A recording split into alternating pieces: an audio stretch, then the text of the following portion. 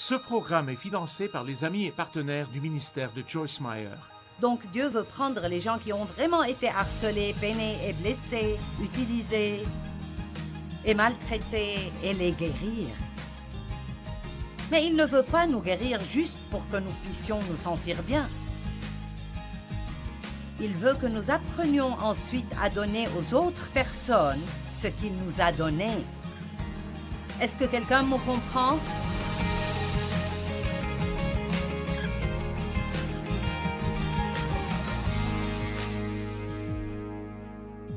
Pour porter du fruit, il y a un petit quelque chose qui doit arriver. Et ça s'appelle l'élagage. L'élagage. Maintenant, certaines branches sauvages ont juste besoin d'une petite taille. L'élagage signifie que lorsque un arbre commence, il est comme ça et tout à coup une branche veut aller de ce côté. Elle ruine l'apparence de l'arbre entier. Donc, vous élaguez ces branches. L'élagage enlève tout ce qui est mort et tout ce qui va dans la mauvaise direction. Et la Bible dit que il est la vigne, nous sommes les branches, et chaque branche en lui qui ne porte pas de fruits, il la taille, l'enlève, la coupe. Toute branche qui porte des fruits, il la taille afin qu'elle porte du fruit plus riche et plus excellent. Donc l'élagage fait partie de la vie. Nous ne pouvons pas y échapper. Vous êtes taillés de toute façon. Mais si vous portez du fruit, Dieu dit, bien, j'ai quelqu'un avec qui je peux travailler et ils porteront plus de fruits. Donc, parfois, comme Dieu s'occupe de nous, il fait juste de petits ajustements. Mais pour certains d'entre nous, il y a un plus gros travail à faire. Allez maintenant.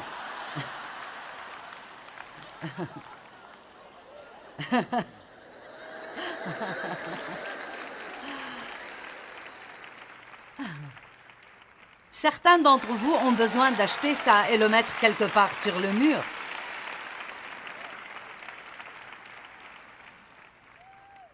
Mon mari a fait élaguer un arbre dans notre jardin il y a quelque temps. Je veux dire, je savais que cela devait être fait, mais quand je suis rentrée du travail, je me suis tellement énervée quand j'ai vu cet arbre. Parce qu'il n'y avait presque plus rien dessus. Allez, vous sentez-vous comme si vous étiez presque réduit à rien?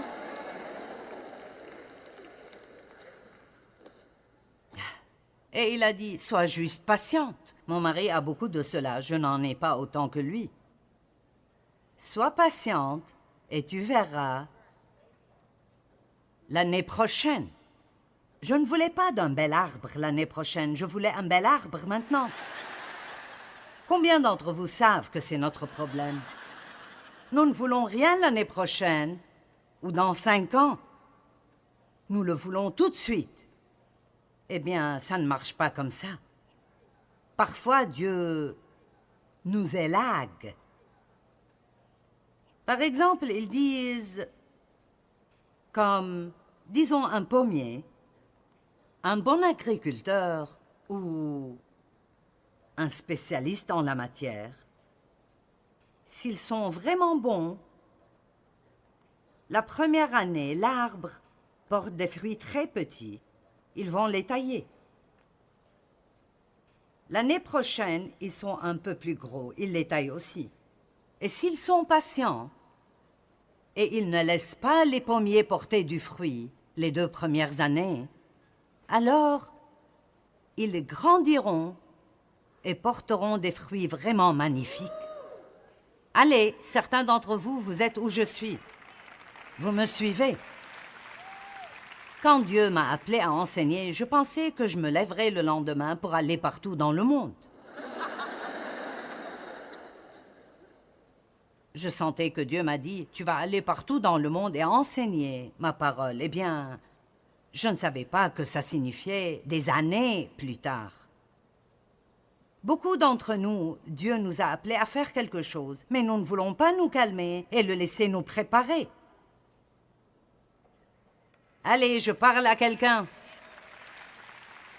Nous ne voulons pas nous calmer et le laisser nous préparer pour les choses qu'il nous a appelés à faire. Vous savez, c'est intéressant. David a été oint pour être roi 20 ans avant de porter la couronne. Salut! 20 ans avant de porter la couronne. Quand Dieu met quelque chose dans votre cœur, vous le verrez arriver. Vous le verrez.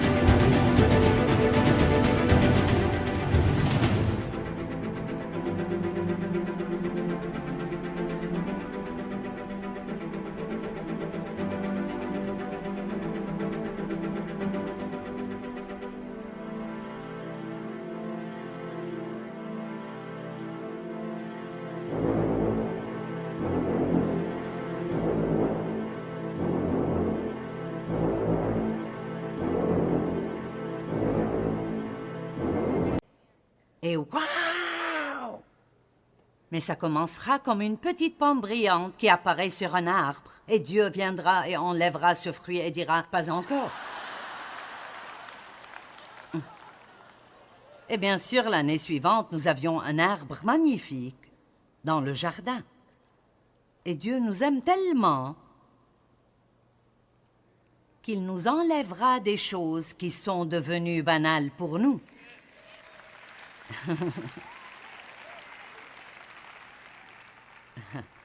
Disons que quand vous êtes un bébé chrétien, Dieu vous donnera 2 ou 3 merveilleux amis chrétiens qui vous garderont debout tout le temps. Et chaque fois que vous passez une mauvaise journée, ils seront là pour vous dire que vous êtes formidable et pour prophétiser sur votre bel avenir. Allez, vous savez ce dont je parle. Et puis, ce qui se passe, c'est que vous vous appuyez trop sur eux et vous ne vous appuyez pas assez sur Dieu. Et alors, il fait en sorte que ces amis ne soient plus dans votre vie. Et je ne sais pas, ils feront même peut-être quelque chose qui vous fait mal. Oh oui!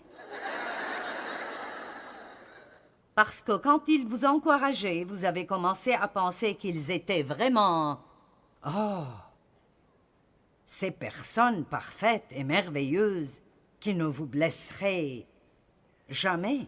Je sais parce que je suis passée par cela. Je pourrais vous raconter des histoires qui vous feraient vous arracher les cheveux, si vous ne le faites pas déjà. Quand j'avais mon petit groupe d'études bibliques à l'église où j'étais, et j'avais ma petite réunion du jeudi matin, et j'avais ma petite équipe de direction, et elles étaient 12 dames. Et je pensais qu'elles m'aimaient toutes, elles m'aimaient vraiment, elles sont là pour moi, elles me soutiendraient, et un moment est arrivé où l'une d'entre elles a décidé qu'elle voulait mon travail. Elle a senti que Dieu lui avait dit qu'elle devrait enseigner à ma place, et elle a commencé à parler à certaines des autres. Et très vite, elle regardait toutes mes fautes et elles ont fini par faire des commérages et dire des mensonges sur moi.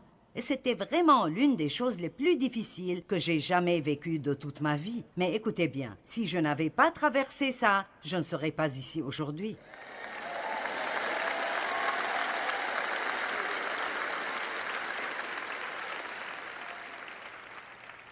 Pourquoi? Parce que je leur faisais trop confiance. J'avais placé trop de confiance en elles. Et Dieu vous aime assez, et ne vous méprenez pas sur ce que je vais dire, mais Dieu vous aime suffisamment pour laisser quelque chose se produire dans votre vie qui vous fera du mal pendant un certain temps parce que c'est supposé faire de vous une meilleure personne à long terme.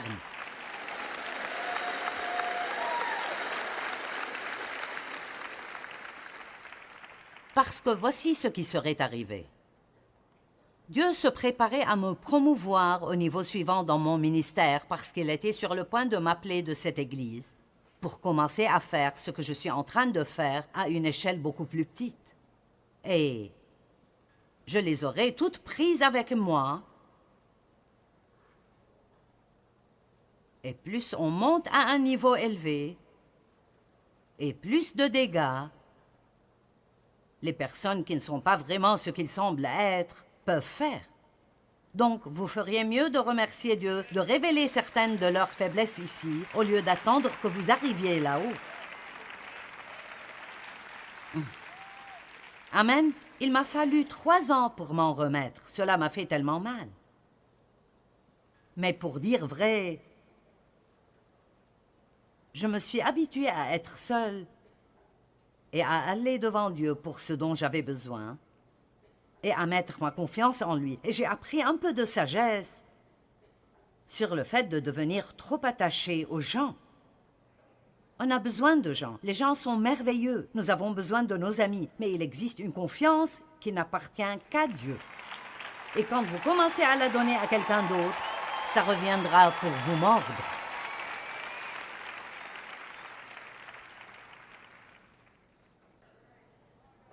Il y a quelques beaux versets dans Ésaïe 61. Les 3 premiers versets m'ont aidé à traverser de nombreuses années très difficiles.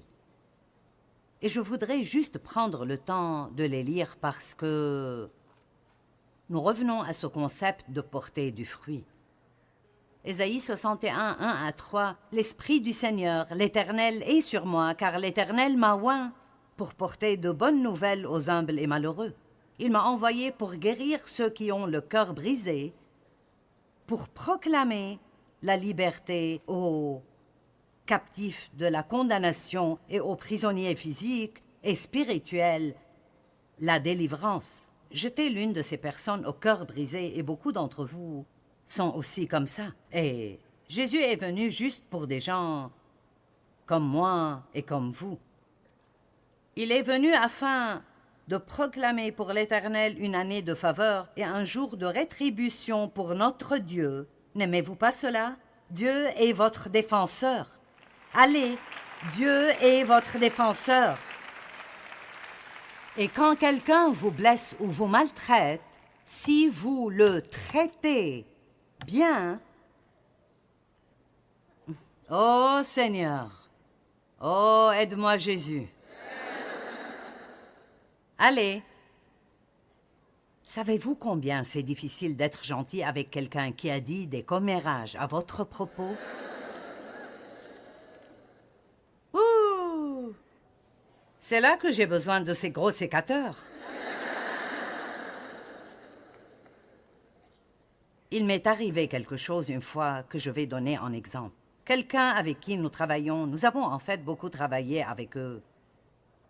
C'était une compagnie externe, pas quelqu'un qui travaillait pour nous, mais ils ont travaillé avec nous. Quelqu'un m'a dit que ils étaient dans un restaurant sur un stand et que les personnes avec lesquelles nous travaillions étaient assis juste derrière eux et ils étaient en train de dire des commérages.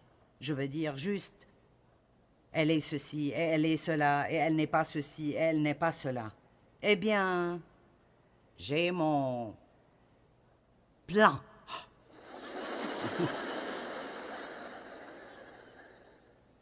Eh bien, nous ne travaillerons plus avec eux à partir de demain. Et je vais leur dire ceci, et je vais leur dire cela, et je vais, et je vais, et je vais, et je vais. Et Dieu m'a dit, non, je vais te dire ce que tu vas faire. Tu vas prier pour eux et leur envoyer un cadeau.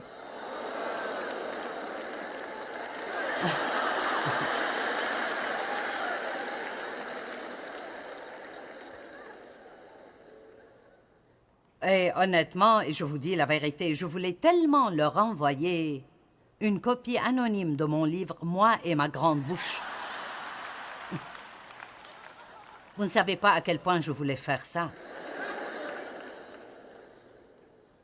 Et donc, j'ai décidé, je l'ai senti, dès que j'ai dit oui à Dieu, j'ai ressenti de la joie.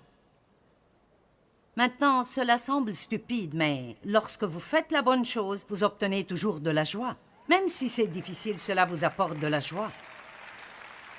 Alors, je leur ai écrit un mot de gratitude, leur disant à quel point nous apprécions de travailler avec eux au fil des ans et que nous attendions un bel avenir ensemble. Et je leur ai envoyé des bons en cadeau pour sortir et déjeuner. Je voulais tellement leur envoyer des bons en cadeau au restaurant où ils parlaient de moi. Et vraiment, ma chère cherchait n'importe quel petit moyen subtil de leur faire savoir que je savais.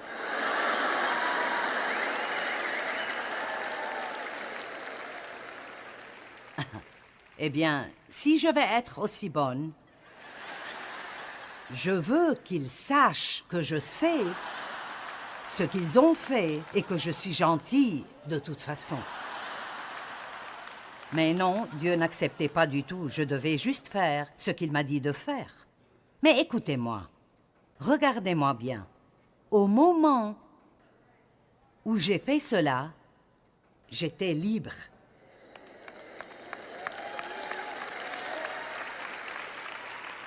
Quand vous faites cela, les gens ne peuvent plus vous faire de mal. Parce que, voyez-vous, le secret qui se trouve dans Romains 12, 21, « Sois vainqueur du mal par le bien ». Le moyen pour vaincre le mal, c'est le tuer avec le bien. Vous avez entendu dire « tue-le avec la gentillesse ». Il est venu accorder à ceux qui sont endeuillés la splendeur au lieu de la cendre, pour mettre sur leur tête l'huile de l'allégresse au lieu du deuil, et pour les vêtir d'habits de louange au lieu d'un esprit abattu.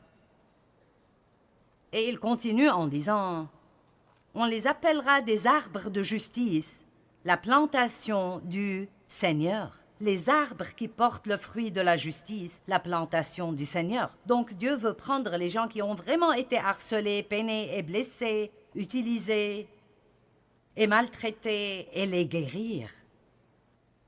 Mais il ne veut pas nous guérir juste pour que nous puissions nous sentir bien. Il veut que nous apprenions ensuite à donner aux autres personnes ce qu'il nous a donné. Est-ce que quelqu'un me comprend?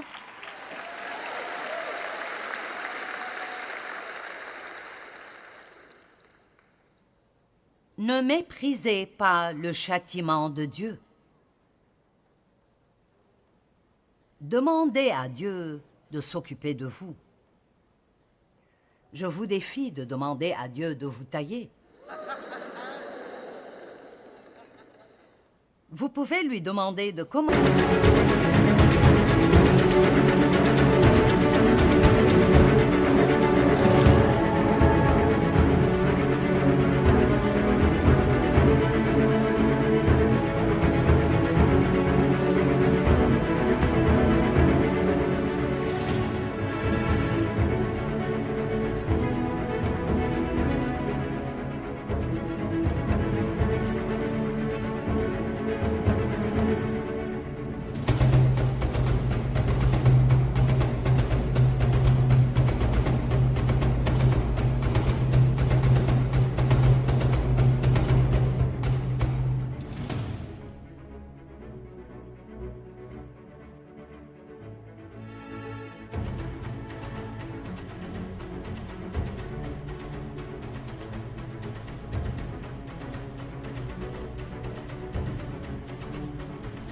Commencez par les plus petits. Pourquoi pas une petite coupe ici et là, Seigneur? Rien des grandes choses. Vous savez ce que je veux dire quand je dis « Dieu doit couper les choses mortes de notre vie ». D'accord, dans beaucoup de choses, vous êtes occupé avec des choses mortes. Vous mettez votre temps dans des choses qui n'ont pas de vie. Allez, vous asseoir avec les gens avec qui vous travaillez et les écouter, se plaindre à propos du lieu de travail et dire des commérages. Vous mettez votre temps dans quelque chose de mort. Et Dieu veut que vous vous débarrassiez des trucs morts. Il veut que vous viviez avec les vivants et que vous viviez pour lui, le glorifier.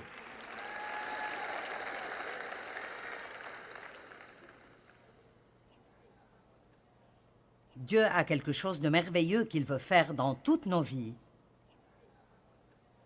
Mais nous devons nous enraciner en lui. Nous ne sommes pas guéris juste pour être guéris. Nous sommes guéris pour pouvoir aider les autres. Je sais que ce que je fais rend le diable tellement en colère qu'il ne peut plus le supporter. Si vous pensez que l'ennemi vient après vous, essayez de prendre ma place.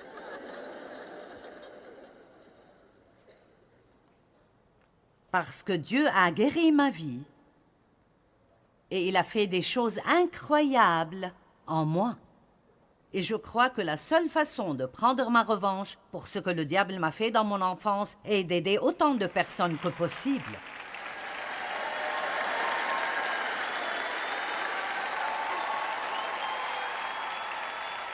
Ainsi, au lieu de ne rien faire et d'être amer le reste de votre vie parce que vous avez mal commencé, c'est bien plus important comment vous finissez. Amen.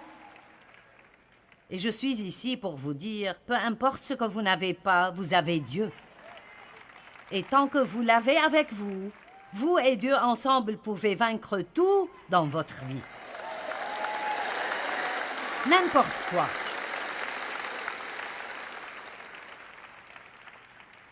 Dieu a un bon plan pour chacun d'entre vous. Personne ne se trouve dans une fosse si profonde que Dieu ne peut y pénétrer et vous en sortir. Personne n'a tellement péché qu'il ne peut pas être pardonné. Écoutez-moi aujourd'hui. Je ne prêche pas seulement pour tout le monde ici. Jésus vous parle à vous ce matin. Et il veut que vous sachiez qu'il est le Dieu des nouveaux départs et le Dieu des nouveaux commencements. Lâchez tout ce qui est passé et commencez à nouveau aujourd'hui. C'est là le jour que l'Éternel a fait. Vivons-le dans la joie. Ne passez pas aujourd'hui en étant déprimé par rapport à hier. Amen. Soyez un arbre qui porte le fruit de la justice. Décidez aujourd'hui que vous allez commencer à prier différentes sortes de prières et pas seulement « Dieu, donne-moi, donne-moi, donne-moi, donne-moi ». J'ai besoin de toi pour... Non, priez pour que Dieu vous montre quelqu'un pour qui vous pouvez être une bénédiction. Commencez à la pause du déjeuner. Peut-être verrez-vous quelqu'un qui semble aller mal ou... Utilisez un peu de discernement. Peut-être qu'il y a quelqu'un chez qui vous pourrez aller pour l'encourager et l'élever. Peut-être que vous pourriez acheter un livre pour quelqu'un, acheter 4 ou 5 livres, chercher des gens à qui les donner. Pourquoi rigolez-vous? Je suis sérieuse.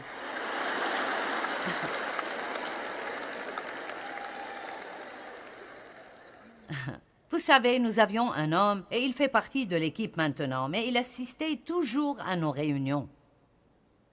Il venait à chaque réunion, et il ne faisait que acheter des ressources, puis se promener et les donner aux gens. Et comme il portait un long manteau, il faisait parfois peur aux gens. Les gens faisaient « Oh !» Et il y a tellement de choses que vous pouvez faire d'autres que de rester là à vous apitoyer sur vous-même toute la journée. Tant de petits gestes par lesquels vous pouvez être une bénédiction pour les gens. Cela peut impliquer de l'argent, mais pas nécessairement. Écoutez, peu importe à quel point vous souffrez, il y a quelqu'un d'autre dans cette salle aujourd'hui qui souffre plus que vous. Et je vais vous dire ce que Dieu m'a dit une fois. Il m'a dit « Joyce, occupe-toi de mes affaires et je vais m'occuper des tiennes. » Puis-je vous donner cette parole aujourd'hui? Occupez-vous des affaires de Dieu et laissez-le s'occuper des vôtres. Amen. Seigneur, montre-moi qui je peux aider aujourd'hui.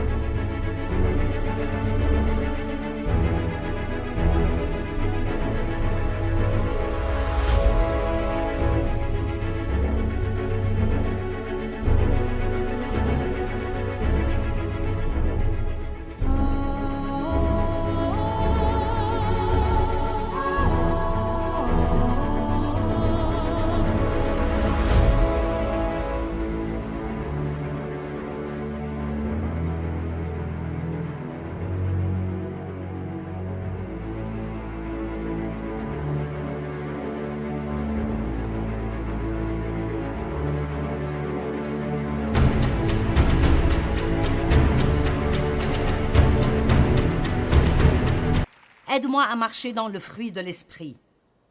Montre-moi ce que je peux faire pour te servir.